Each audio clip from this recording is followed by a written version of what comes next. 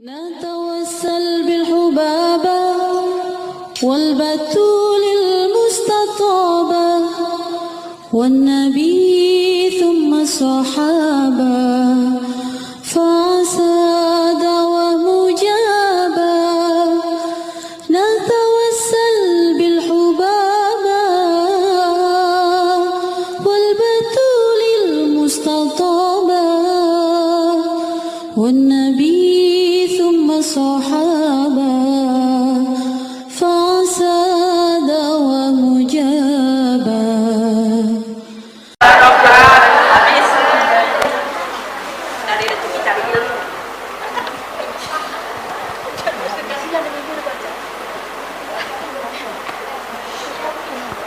Alhamdulillah wassalatu wassalamu ala rasulillah Muhammad ibn Abdillah wa ala alihi wa sahbihi wa man walah. Subhanaka la ilma lana illa ma 'allamtana innaka antal alimul hakim. Rabbi shrah li sadri wa yassir li amri wahlul 'uqdatan min lisani yafqahu qawli. Amma ba'du. Alhamdulillah, hari ini kembali kita dapat melanjutkan kajian kita di kitab Nasaih Ad-Diniyah.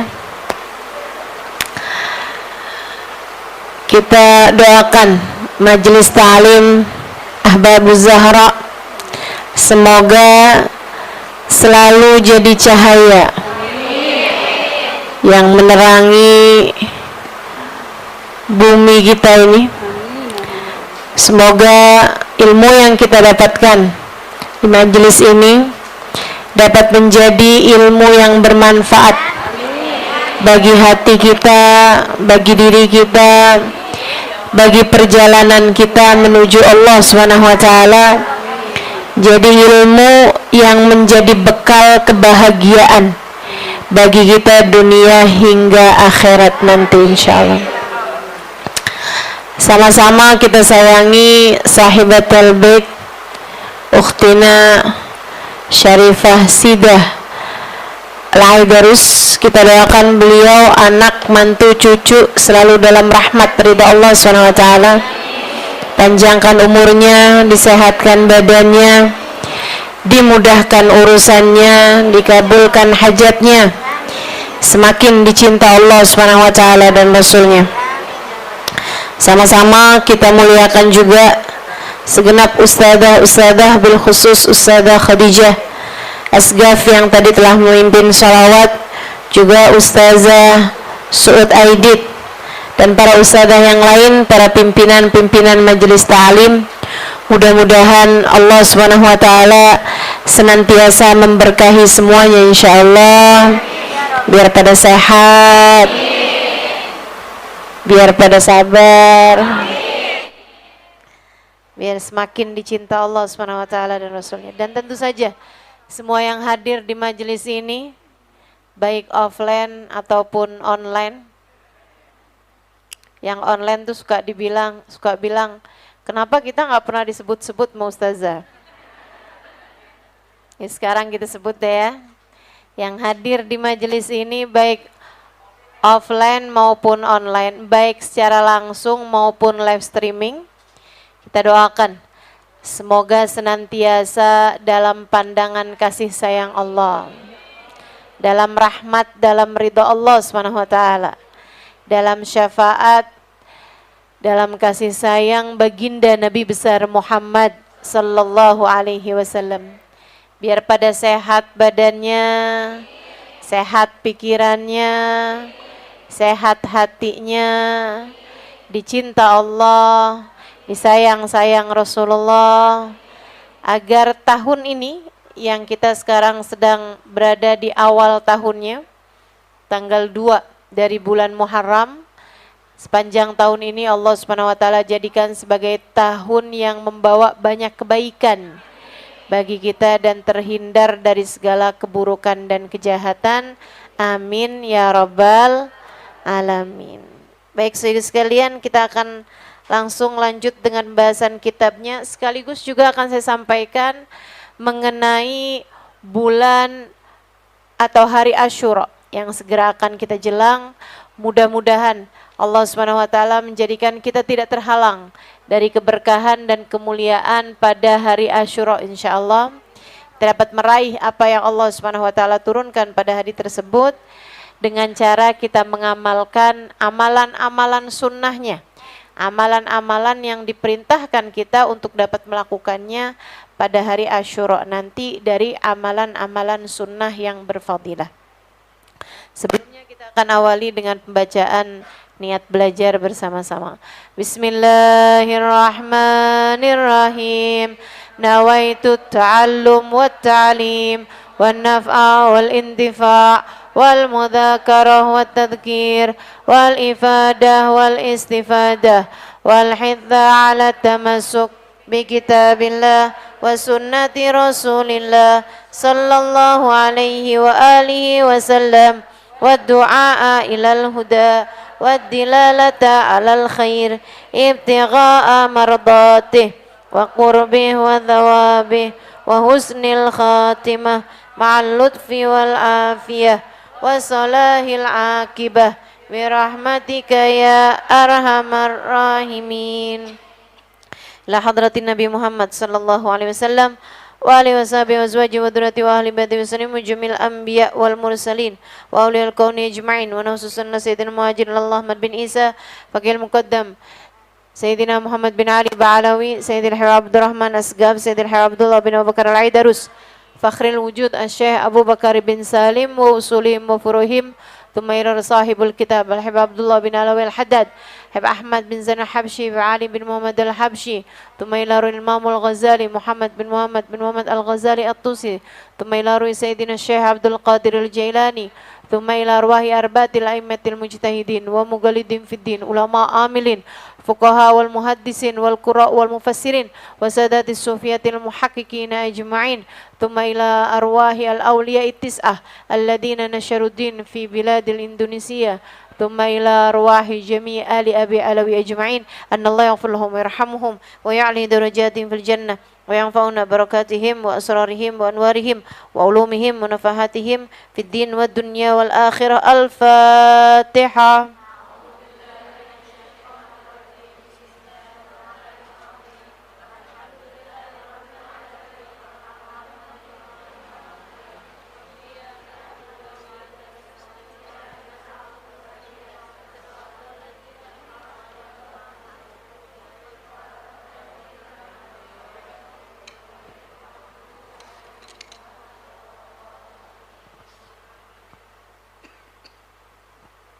Bismillahirrahmanirrahim.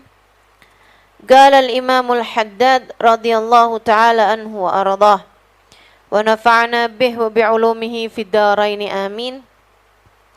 Berkata Imam al-Haddad dalam kitab Nasaih ad-Diniyah halaman 373 yang berbahasa Arab dan halaman 414 yang berbahasa Indonesia serta halaman 613 yang cetakan terbaru.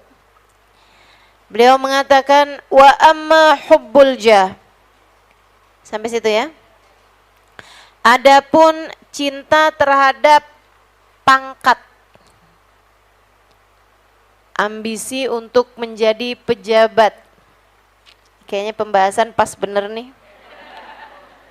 Kalau buka TV kita urusannya orang-orang yang menginginkan pangkat dan jabatan. Kalau lihat di jalan-jalanan juga tuh banyak bener ya. Kampanye, baliho.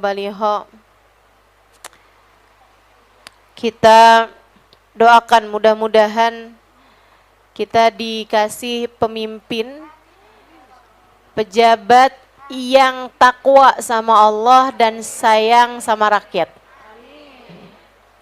Udah tuh nggak usah macem-macem. Dua itu aja. Takwa sama Allah, sayang sama rakyat. Gitu ya. Dia punya takwa dan punya cinta. ke atas kepada Allah dia punya takwa, kepada rakyat, nah ini lurusnya, hablum minanasnya dia punya cinta. Nah itu yang diperlukan, sayang sama rakyat insya Allah, amin. Wa amma hubbul jah, adapun mencintai pangkat, mencintai jabatan, menginginkan kekuasaan, menginginkan pandangan manusia. Tuh jah tuh termasuknya di situ tuh. Dia kepengenan maharta sih enggak sih, cuman kayak yang harus banget mulia di pandangan manusia gitu. Kayak dia nggak pernah peduli bagaimana pandangan Allah kepada dia, yang penting gimana orang mandang dia gitu. Teman-teman saya sekalian, nih ya, kalau kita bilang bahwa cinta terhadap jabatan, kayaknya kita enggak deh. Tapi kalau dibilang cinta terhadap pandangan baik orang, kayaknya iya deh. Betul gak?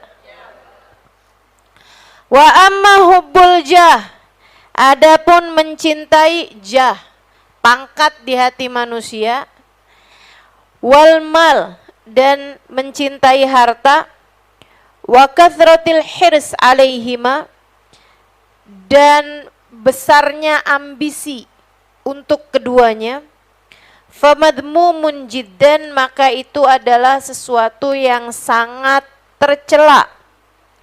Qalallahu ta'ala, Allah subhanahu wa ta'ala berfirman, tilkad darul akhiratu naj'aluha lilladzina la yuriduna uluwan fil ardi wala fasada wal aqibatu lil muttaqin. Sadaqallahul azim. Al-Qasas ayat 83. Allah mengatakan tilkad darul akhirah, itu tuh yang namanya rumah akhirat, maksudnya adalah surga, kebahagiaan di akhirat nanti. Maksudnya adalah semua kesenangan-kesenangan di akhirat, bahkan dari sebelum surga. Dari melintasi jembatan Sirat secepat kilat, dari selamat ketika melewati jembatan, dari dihisab dengan hisaban yang mudah, bahkan dari sebelumnya digiring di belakangnya baginda Nabi besar Muhammad, bisa minum dari telaganya Nabi Muhammad, dapat berjumpa memandang wajah Nabi besar Muhammad, dijadikan Allah ada di bawah naungan arsy di saat tidak ada naungan selain naungannya di padang mahsyar nanti. Ini semuanya ad-darul akhirah, kebahagiaan, kesenangan di hari akhirat. Naj'aluha, kami menjadikannya, lilladzina la yuriduna uluwan fil ardi, untuk orang-orang yang enggak kepengenan jadi tinggi di dunia. Kami akan berikan kesenangan akhirat itu buat orang yang tidak menginginkan, ya, tidak menginginkan kemuliaan di dunia. Bukan berarti dia nggak mulia waktu hidup di dunia, bukan. Bukan, bisa jadi Allah muliakan tetap, akan tetapi hatinya tidak menginginkannya. Tidak berambisi terhadap hal tersebut. Enggak kepengenan gitu. Pokoknya doanya tuh enggak yang, ya Allah jadikanlah saya baik di pandangan manusia, tuh enggak gitu. Harapannya adalah dia jadi baik dalam pandangan Allah. Dia jadi baik dalam pandangan Allah. La yuriduna uluwan fil ardi wala fasada, dan kami akan berikan kebahagiaan akhirat itu untuk orang-orang yang tidak menginginkan kehancuran di dunia juga. Artinya bahwa kalau ada orang ngerusak bumi, ngerusak dunia, dia juga nggak akan dikasih kebahagiaan akhirat. Ngerusak dunia tuh bagaimana? Segala macam jenisnya, teman-teman. Misalnya nih, ngebakar hutan. Begitu kan? Soalnya kalau nebang pohon-pohonnya lama. Mau bikin area sawit baru. Dibakarlah sama dia hutannya. Sehingga orang yang tinggal di dekat daerah tersebut kena asapnya kebakaran hutan, banyak di antara mereka yang terkena gangguan pernafasan. Nah, ini orang yang melakukan hal-hal yang seperti ini, Allah bilang jangan ngarep aku senengkan di akhiratnya. Jangan ngarep aku bahagiakan di akhiratnya. Itu sesuatu hal yang besar. Atau bahkan sesuatu hal yang kecil. Misalnya nih, ada orang mau ngebangun gedung. Ada orang mau ngebangun bangunan yang tinggi. Dibuatlah pondasi, tapi dengan menutup saluran air orang di kampung tersebut. Ini banyak terjadi, teman-teman. Sehingga ketika saluran airnya itu tersumbat, terhalang sama bangunan-bangunan itu kan bangunan-bangunan tinggi tuh kalau dibikin, ke bawahnya itu kan juga semakin tinggi ke atasnya, bawahnya juga semakin dalam. Kan begitu? Nah, kalau semakin dalam itu kan karena mereka mau bikin basement, mereka mau bikin apa, dan ininya kan pondasinya mesti kuat. Kalau mau bikin bangunan 30 lantai gitu, atau bahkan 10 lantai aja tuh udah perlu pondasi yang sangat kuat, dan itu udah pasti banyakannya tuh menghalangi saluran air dari orang-orang di daerah tersebut, karena saluran airnya tersumbat di saat datang banjir, saat datang hujan, terjadilah banjir. Yang kayak begini, Allah bilang jangan ngarep saya akan menyenangkanmu di akhirat. Hati-hati. Bahkan dalam skala yang lebih kecil. Ya Allah, saya beberapa waktu yang lalu baca kabar tuh. Ada orang tinggal di rumahnya, gitu ya. Mau masuk ke rumahnya, itu mesti lewat jalan masuk ke rumahnya dia, itu ketutupan tembok dari rumah orang yang di depannya. Setengah mati dia manjat-manjat tembok buat nyampe ke rumahnya. Itu orang yang berpikir bahwa dengan dia membangun, oke bener di tanahnya. Cuman hatimu kemana? Sampai bisa menghalangkan orang untuk bisa nyampe ke rumahnya. Saudara sekalian saya muliakan, ini yang modelan begini nih. Pengen nyari kesenangan diri sendiri dengan mengurangi hak orang lain. Saudara sekalian yang saya muliakan, yang kayak begini nih, andai pun dia menang terhadap hukum-hukum dunia, dia tidak akan pernah menang dalam hukum akhirat, sebab Allah mengatakan tilkad darul akhirah naj'aluha lilladina la yuriduna 'uluwan fil ardi wala fasad. Kesenangan akhirat, kebahagiaan akhirat aku berikan untuk orang-orang yang tidak berbuat, tidak menginginkan nama besar di dunia, dan juga bukan untuk orang yang berbuat kerusakan di atas muka bumi ini. Mau kerusakan gede kayak kebakaran hutan, atau kerusakan kecil sekedar menghambat seseorang untuk mendapatkan cahaya matahari misalnya. Banyak terjadi bukan? Atau menghambat orang lain untuk bisa masuk ke rumahnya, seperti yang tadi saya sampaikan. Ini semuanya adalah ancaman Allah SWT buat orang-orang yang hidup bersama dengan orang yang lain, akan tetapi tidak memiliki kasih sayang dalam hatinya terhadap sesama umat Islam. Sayyidina Hasan bercerita tentang ibundanya Sayyidah Fatimah. Semasa hidup beliau, saya pernah terbangun satu malam. Kemudian saya cari Umi, rupanya Umi lagi sholat tahajud. Habis selesai sholat, beliau lihat saya, panggilnya saya pun duduk di sampingnya. Saya pun sandaran kepada beliau. Beliau pun berdoa. Doa beliau tiap malam. Beliau sebutkan, ya Allah, ampunilah, sayangilah, mudahkanlah kehidupannya ya Allah. Beliau kemudian mulai menyebutkan nama orang-orang. Sebutin. Namanya tetangga, namanya kerabat, namanya saudara-saudaranya, namanya teman-temannya, namanya orang-orang yang beliau kenal, disebutin nama begitu banyak orang.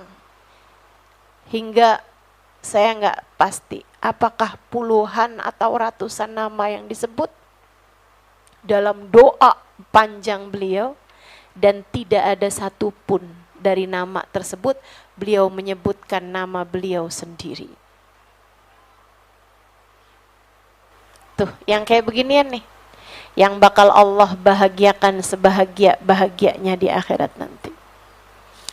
Hati penuh rahmat kepada orang lain, bahkan lebih daripada rahmatnya kepada dirinya sendiri.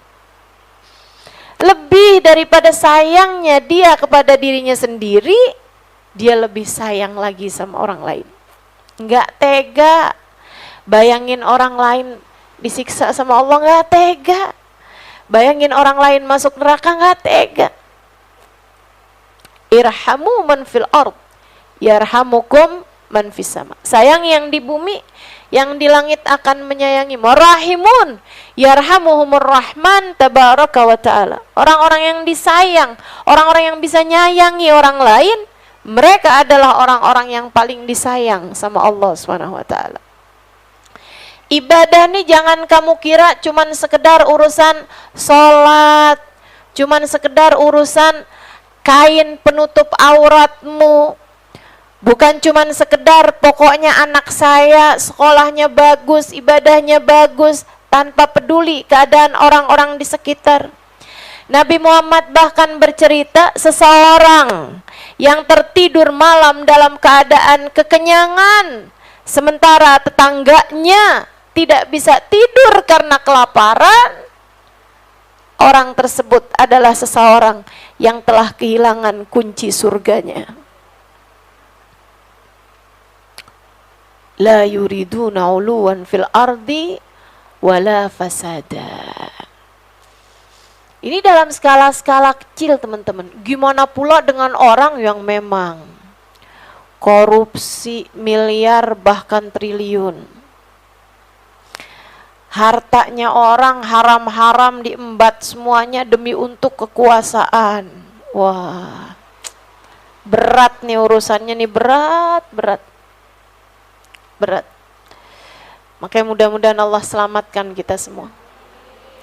Allah selamatkan kita dan keluarga kita biar dijaga semua sama Allah Subhanahu wa taala. Sahabat-sahabat kita biar dijaga semua sama Allah Subhanahu wa taala. Anak-anak kita semuanya biar dijauhkan dari yang haram-haram semuanya insyaallah. Amin ya rabbal alamin. Kerusakan-kerusakan apapun yang ditimbulkan, nah ini teman-teman saudara sekalian, Allah SWT mengatakan bahwa negeri akhirat tidak akan diperuntukkan untuk mereka-mereka tersebut. Wal aqibatu lil muttaqin. Akhir yang baik selalu akan Allah berikan. Happy ending akan selalu Allah SWT berikan buat orang-orang yang menempuh jalan takwa. Buat hamba-hamba Allah yang hidupnya dia pakai melaksanakan perintah Allah, menjauhi larangan Allah, mau seapa-apa hidupnya susah, akhirnya pasti bagus. Lihatin aja. Walaupun sesusah apapun hidupnya, kalau yang ditempuh adalah jalan takwa, maka Allah akan jadikan wal aqibatu lil muttaqin, akhir hidupnya atau ujungnya tuh nanti manis gitu. Jadi kalau misalnya ada orang bilang tenang aja, semuanya akan baik-baik saja. Semuanya akan indah pada waktunya. Benar apa enggak? Belum tentu. Belum tentu. Kalau yang kamu tempuh adalah jalan-jalan maksiat, misalnya gitu ya, susah, lagi nggak punya duit, dia milihnya pinjol. Terus dia bilang semua akan indah pada waktunya. Ya kagak. Utangmu tambah banyak, ditagih di mana-mana. Riba pula, dosa yang sangat besar yang disebut sama Nabi Muhammad SAW sebagai as-sab'ul muhlikat, salah satu dari 7 dosa-dosa besar. Kamu kemudian berkata bahwa semua akan indah pada waktunya. Dari mana indahnya? Kamu bermain api, kemudian kamu bilang semuanya akan indah pada waktunya. Indah gimana? Yang ada adalah kebakaran. Dan ketika itu terjadi, maka bersiap-siaplah untuk terbakar apa yang sudah kamu lakukan. Kamu berumah tangga, tahu suamimu ternyata mencintai perempuan yang lain. Kemudian kamu pikir, emang dia aja yang bisa, saya juga. Kemudian kamu pun mulai berhubungan dengan laki-laki yang kamu temui saat reunian. Kemudian kamu semakin hari semakin dekat dengan laki-laki tersebut. Di saat yang sama suamimu menjadi semakin jauh darimu dan kamu bilang, saya adalah korban, semua akan indah pada waktunya. Di mana ceritanya? Gimana ceritanya? Betul, semua akan indah pada waktunya buat orang yang bertakwa. Buat orang yang memilih untuk menempuh jalan taat perintah Allah, jauhi dosa-dosa. Itu Allah SWT akan jadikan wal akibatu lil muttaqin. Akhir yang indah, akhir yang baik akan Allah berikan kepada mereka. Gitu. Makanya pastiin dulu nih, kamunya bertakwa enggak? Kalau kamunya bertakwa, memilih jalan yang diridhoi Allah SWT, bersabarlah. Meskipun pahit, nanti lama-lama akan manis. Meskipun sulit, nanti lama-lama akan mudah. Meskipun sempit sekarang, nanti lama-lama akan lapang. Meskipun semuanya berantakan, nanti lama-lama akan terurai. Lama-lama akan rapi, lama-lama akan indah. Seburuk apapun kondisimu, jika yang kamu tempuh adalah jalan takwa, lihatlah nanti bagaimana Allah SWT akan menjadikan ujungnya selalu berakhir dalam kebaikan. Semua akan baik-baik saja untukmu yang menempuh jalan takwa. Makanya jangan pernah pilih jalan takwa. Lagi repot nih, lagi susah nih, lagi nggak bisa ngapa-ngapain nih, masalah berat banget nih. Tenang, dalam pandangan Allah nggak ada yang berat. Tenang, Allah udah bilang wa ma dzalika 'alallahi bi'aziz. Kata Allah, di hadapanku nggak ada yang berat. Innama amruhu idza arada syai'an ayyaqula lahu kun fayakun. Urusan Allah terhadap apapun cuman tinggal bilang jadilah, maka jadilah sesuatu tersebut. Enggak ada yang berat bagi Allah. Enggak ada yang berat bagi Allah. Kamu hanya perlu untuk tetap menempuh jalan takwa. Kamu hanya perlu untuk tetap menempuh jalan takwa. Sebesar apapun permasalahanmu, Kak. Sebesar apapun permasalahanmu, Bu. Sebesar apapun permasalahanmu, Dek, Nak, tetaplah menempuh jalan takwa yang Allah janjikan akan indah pada waktunya. Itu adalah untuk orang-orang yang bertakwa. Untuk orang-orang yang bertakwa. Saya pernah ceritakan itu di buku Muhasabah Cinta. menghadirkan surga dalam rumah tangga. Ada teman saya namanya Khadijah. Ini sering saya cerita. Cerita lagi apa enggak?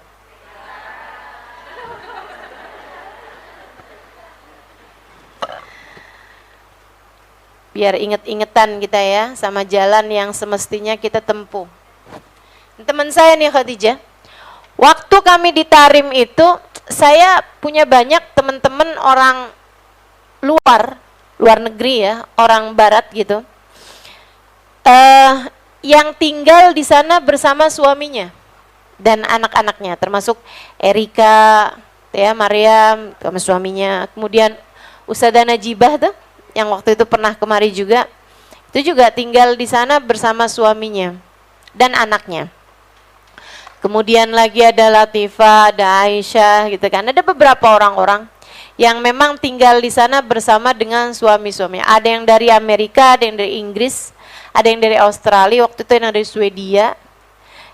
Teman-teman saya sekalian, saya sering banget denger waktu di Indonesia tuh orang bule-bule tuh romantis sama pasangannya. Ternyata memang iya.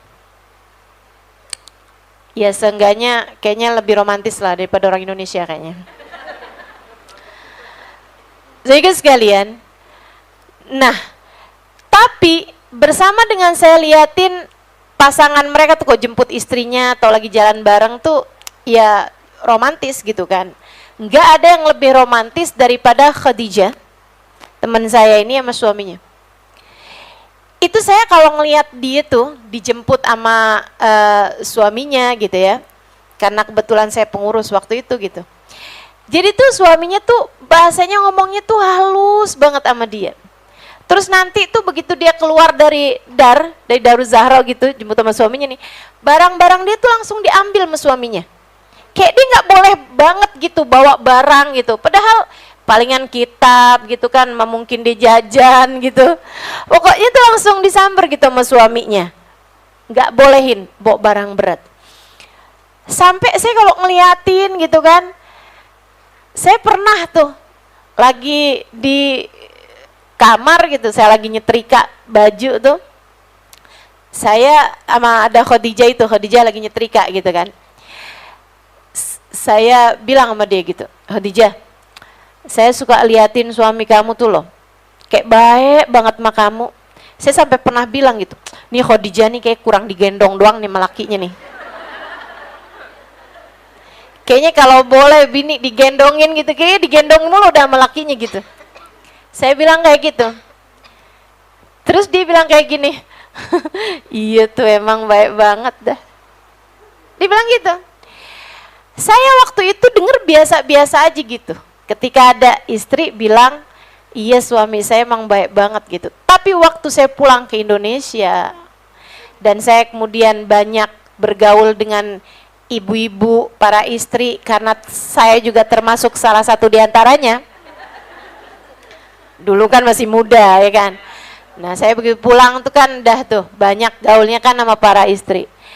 Itu ternyata poin plus ya, ternyata nilai lebih seorang istri ketika dia bisa bilang, iya suami saya tuh emang baik banget loh. Karena ternyata nggak banyak. Kalau saya bilang gitu, suami kamu kelihatannya baik banget ya, kelihatannya doang tuh Ustazah.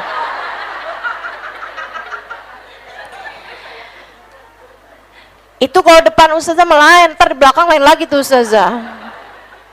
Di rumah mah nggak gitu modelnya Ustazah. Kalau ketemu sama Ustazah mah mau gimana emang? Ya baiklah.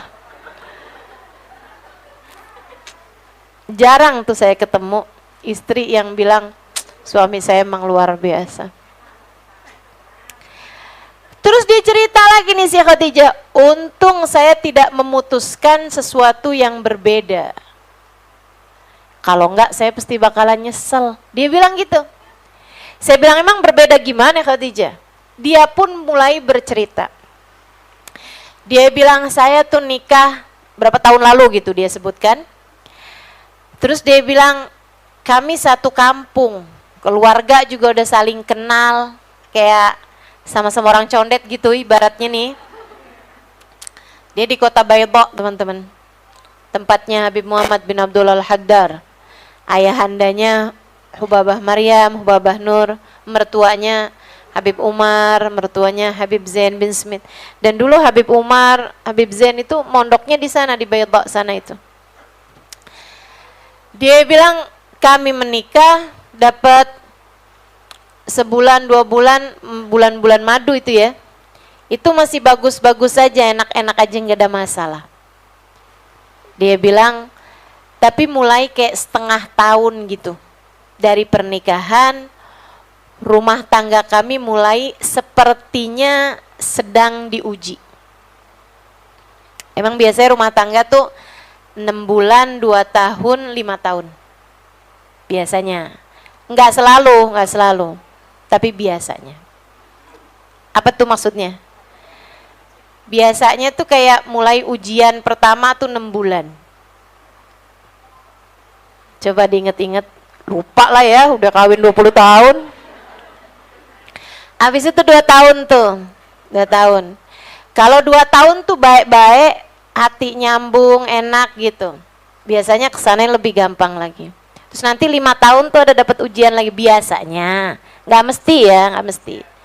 Ada yang beda-beda juga. Ada orang udah kawin 30 tahun terus bubar juga ada juga. Cuman rata-ratanya tuh kayak gitu. Dia bilang dapat 6 bulan pernikahan. Suami saya mulain jadwalnya berubah.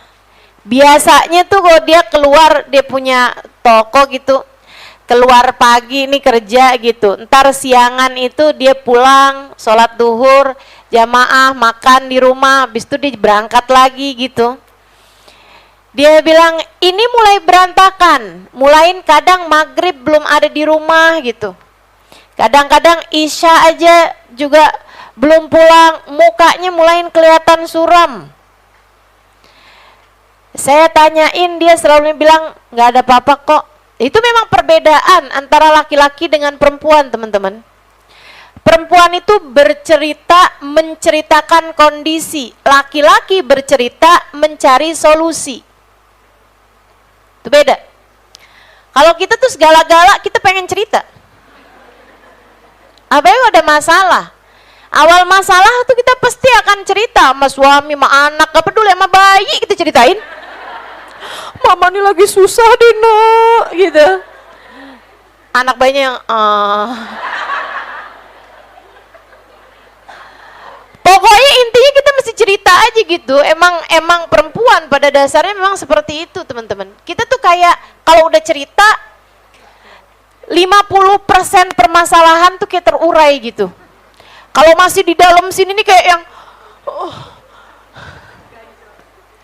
sesek banget tuh, kayak bener-bener ruwet gitu. Tapi begitu udah kita ceritain gitu, kita udah jauh lebih lega ya.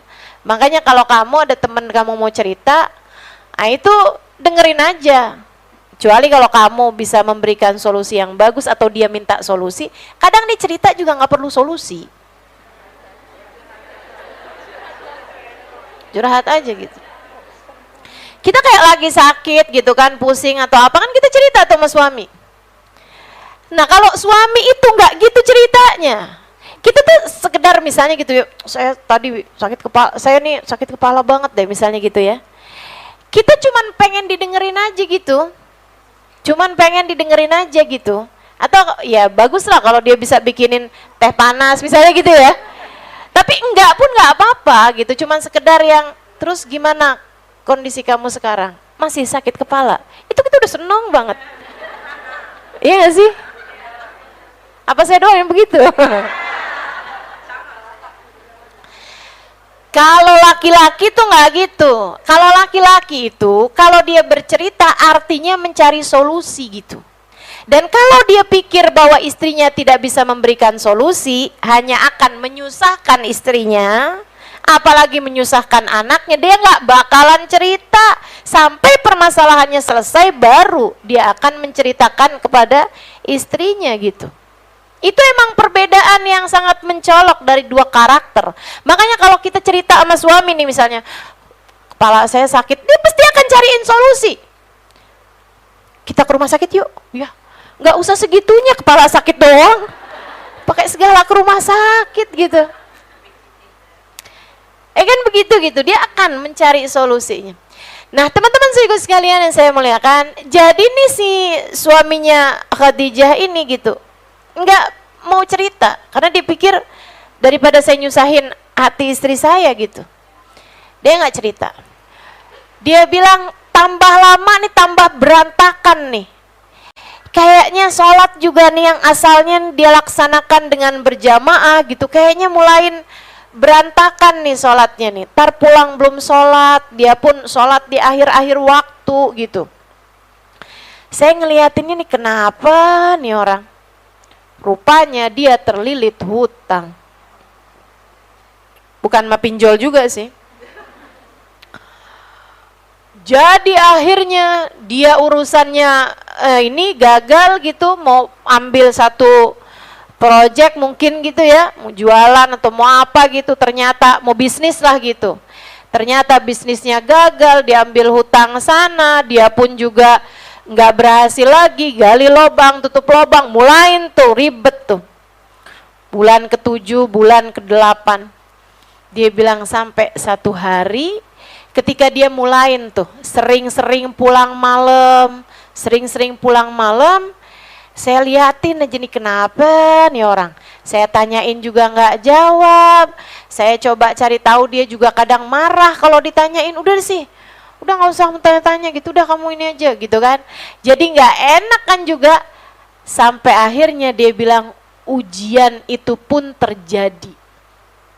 Satu malam dia buka pintu dalam keadaan udah larut malam, saya kebangun. Dia bilang, saya lihat dia masuk rumah kemudian pingsan. Di dalam rumah tercium dari mulutnya bau minuman keras. Dia bilang, saya nggak tahu di tempat kamu gimana Halimah, tapi di tempat saya jangankan orang minum khamr, orang merokok aja dianggap sebagai aib bagi seorang laki-laki. Kayak udah kriminal gitu. Kayak udah yang laki-laki nggak bener banget gitu dah. Kalau ngerokok nih, apalagi minuman keras gitu, yang udah sepakat dengan keharamannya kan. Dia bilang hati saya rasanya kayak udah nggak karu-karuan, berantakan banget, sumpek banget, susah banget. Saya seret-seret suami saya karena nggak cukup kuat buat gendong dia gitu kan. Dia bilang saya seret-seret sampai saya naikin dia di atas tempat tidur gitu.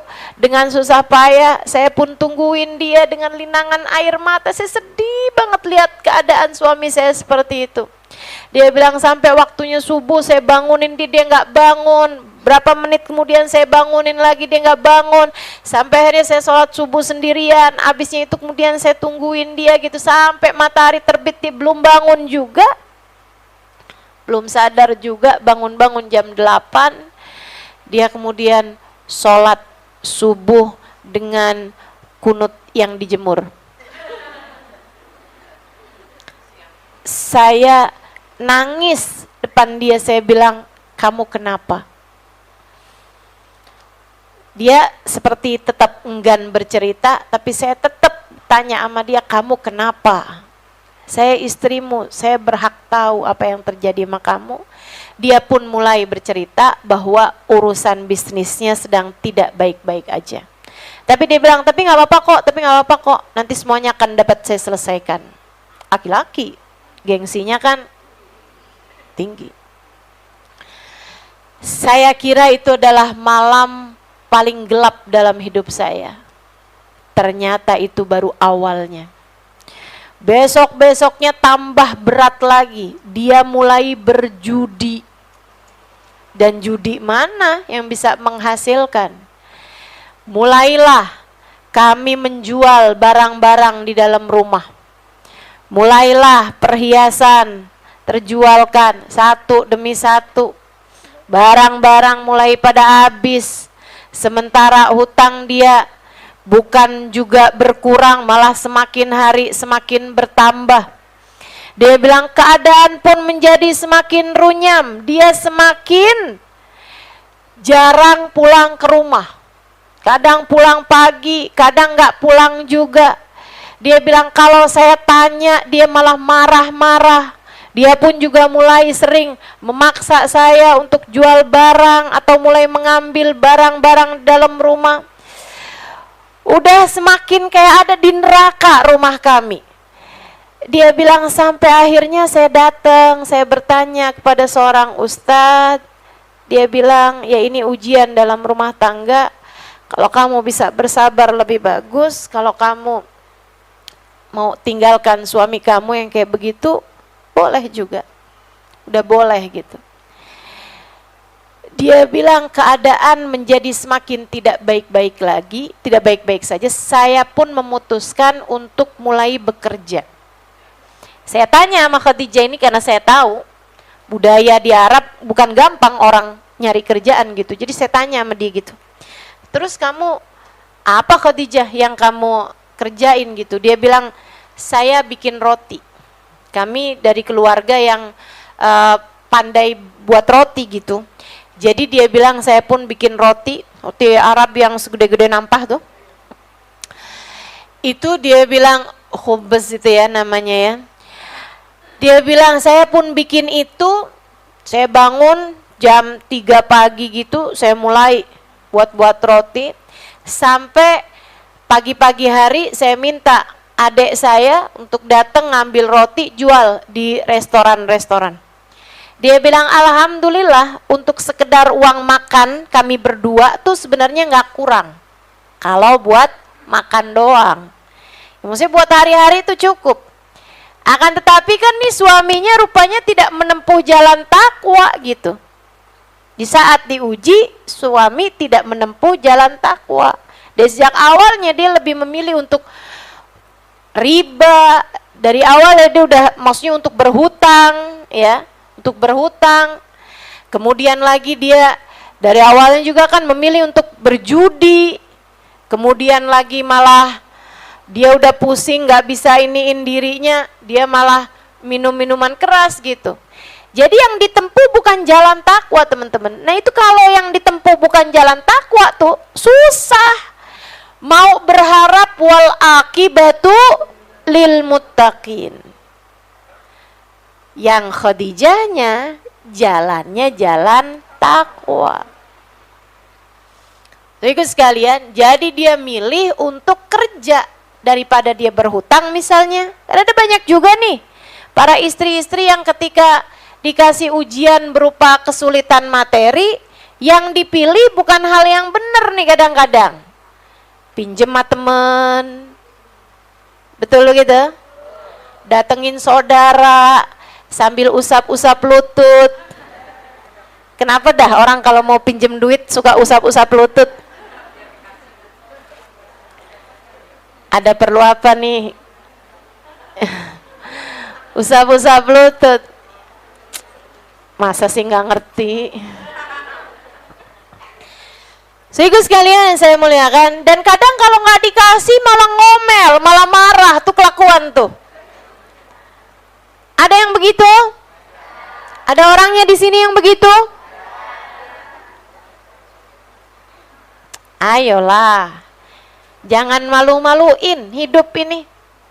Sehingga sekalian yang saya muliakan, datangnya sama Allah aja. Itu udah yang paling tepat udah. Kalau kamu datangnya sama Allah, Allah akan bikin kamu terkeluarkan dari permasalahan tanpa harus merasa hina. Tuh, poin teman-teman. Kalau kamu datangnya kepada Allah, jalan takwa yang kamu tempuh, kamu akan keluar dari permasalahan lewat jalan yang tidak harus membuat kamu hina. Kalau kamu datang kepada manusia, belum tentu ada solusinya, belum tentu ada jalan keluarnya, namun yang pasti kamu akan terhina. Udah pasti. Orang tuh kalau datang ke rumah orang mau buat pinjam, mau buat utang, udah pasti terhina. Betul apa enggak? Masya Allah, Masya Allah. dikasih terhina, nggak dikasih lebih terhina lagi. Maaf ya, saya nggak ada nih. Lagian kamu sih yang utang kemarinan aja kan kamu belum bayar. Aduh, malunya kayak apa tuh? Udah deh teman-teman saudara sekalian, nggak usah yang begitu-begitu. Apalagi untuk memenuhi gaya hidup. Saya sering berulang-ulang sampaikan padamu, sesedikit apapun yang kamu punya cukup untuk membiayai hidupmu. Namun sebanyak apapun yang kamu punya nggak akan cukup untuk membiayai gaya hidup. Maka kalau hidup kepengen tenang, jangan kebanyakan gaya.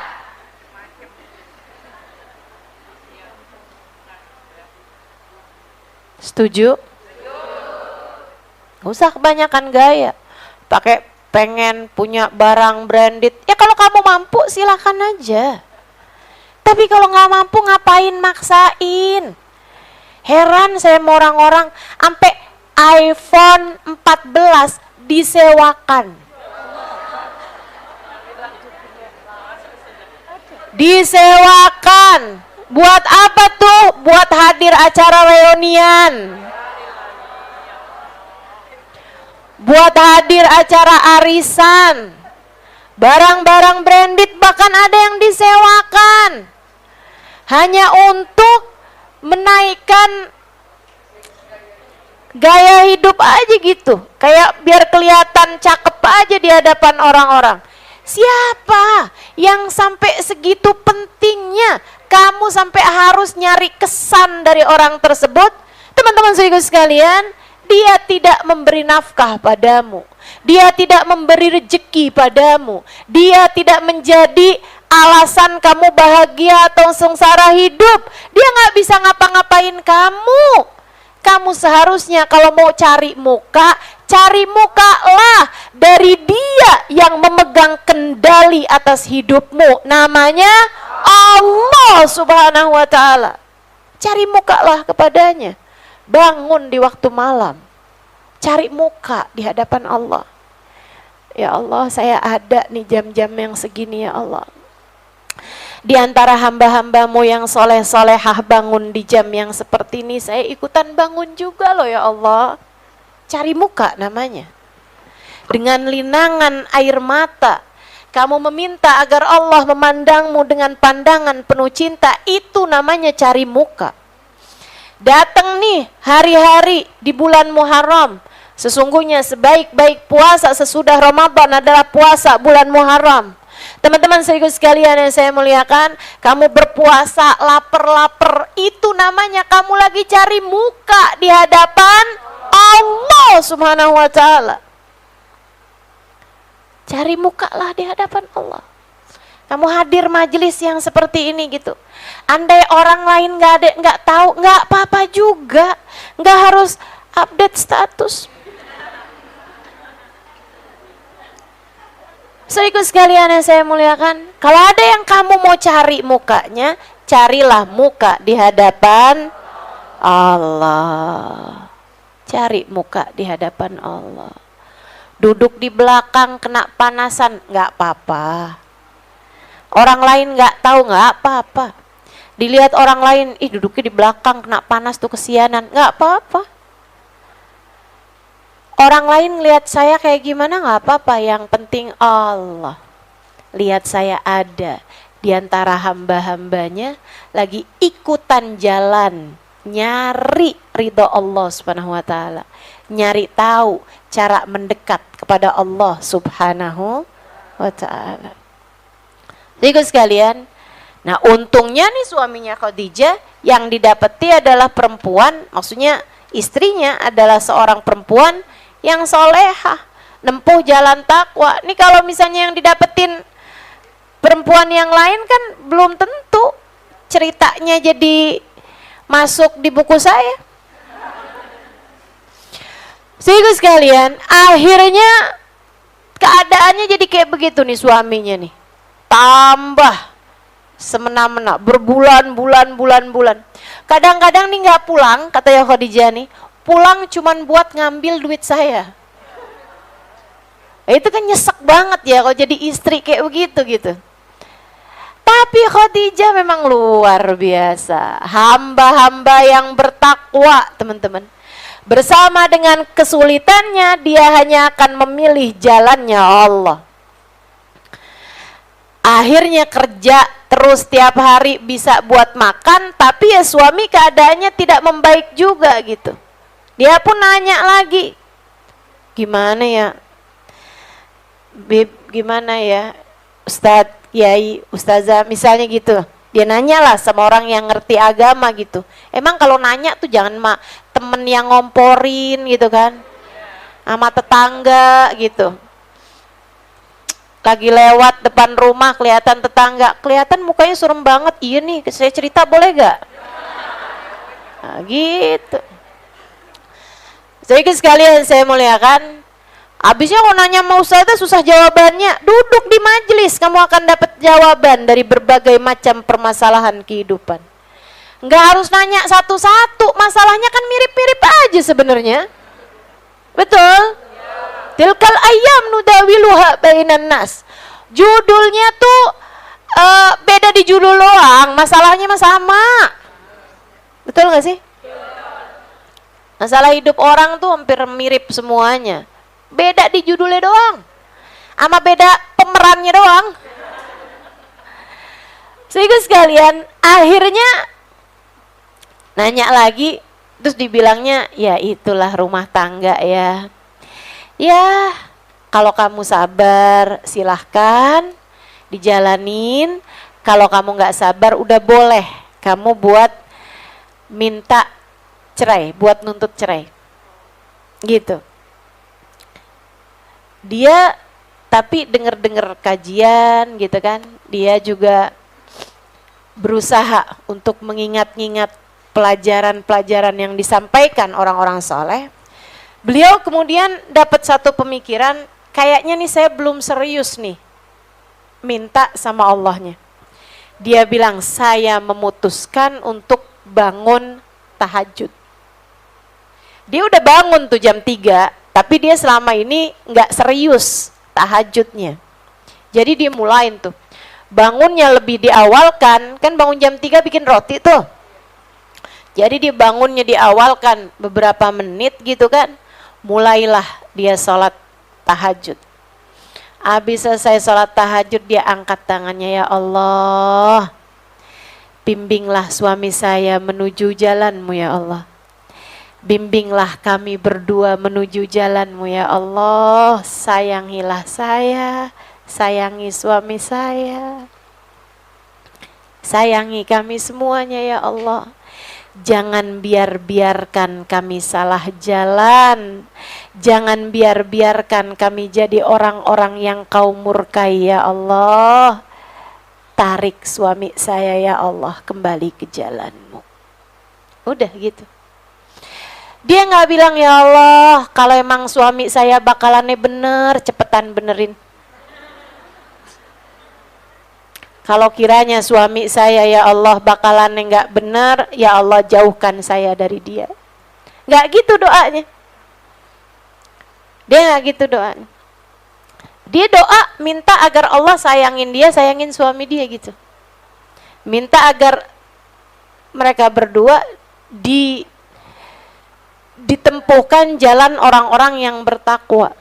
Dan itu aja doa dia gitu. Dengan lilangan air mata dia bilang, ya Allah sianin apa suami saya ya Allah, sayangi suami saya ya Allah, kesian, sayangi dia ya Allah, sayangi saya juga ya Allah, jadikan kami semua hamba-hambamu yang soleh-soleha.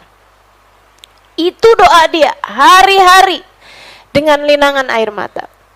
Saya tanya, gimana Khadijah, doa kamu diijabah? Enggak gitu juga.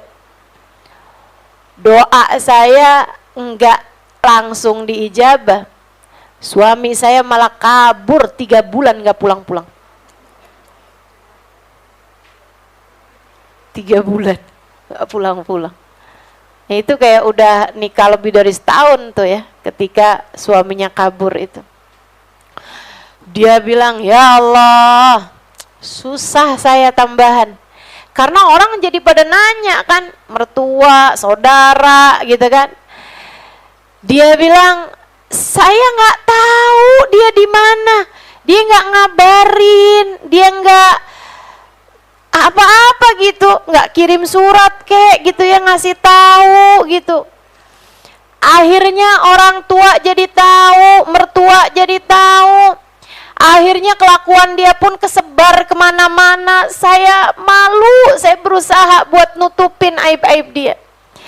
Sampai mertua saya bilang, ya ampun nak, maafin ya, kami nggak tahu kalau keadaan anak kami tuh kayak gitu. Nanti kalau dia datang, kita yang bakalan bilang sama dia buat ceraiin kamu. Astagfirullah, maafin kami. Suami kamu telah zalim sama kamu. Dan dia nih, ketika suaminya loh, keluarga suaminya loh yang bilang kayak begitu, dia malah bilang, enggak kok, suami saya tuh orang baik. Emang nggak ketuker, hati tuh nggak ketuker. Hati kamu kalau baik ya baik gitu. Nggak usah sok-sokan ngaku-ngaku hati baik teman-teman. Kalau kenyataannya, kalau ada orang yang bilang suami kamu kok kayak gitu amat, kamu belum tahu tuh, sedikit aja tuh yang kamu tahu. Kamu mau tahu kedoliman dia, langsung dari A sampai Z, buka-buka aib suaminya. Ya Allah, mudah-mudahan Allah ampuni dosa-dosa kita insya Allah, amin. Allah ampuni dosa-dosa kita insya Allah. Allah jadikan kita semuanya istri yang solehah insya Allah buat suami kita. Teman-teman sekalian saya muliakan, orang tuanya juga kayak begitu. Ya ampun nak, gimana nih keadaan kamu gitu kan. Dia bilang enggak kok mah, dia tuh baik sebenarnya mah. Lagi diuji aja mah, lagi kesulitan secara ekonomi, kesian. Kita doain aja mah, gitu tuh. Gitu aja dia. Kebaikan hatinya ini teman-teman sesuatu hal yang perlu banget buat kita minta sama Allah. Ya Allah, karuniakan untuk kami hati yang baik. Karuniakan untuk anak-anak kami hati yang baik. Karuniakan untuk suami kami, orang-orang yang kami sayangi, sahabat-sahabat kami hati yang baik. Orang kalau udah sama Allah dikasih hati yang baik, itu kayak udah dapat hadwafir gitu loh. Udah dapat jatah yang sempurna dari kebahagiaan hidup dunia akhirat. Orang kalau sama Allah dikasih hati yang baik, udah kayak udah dikasih tiket buat kebahagiaan hidup dunia dan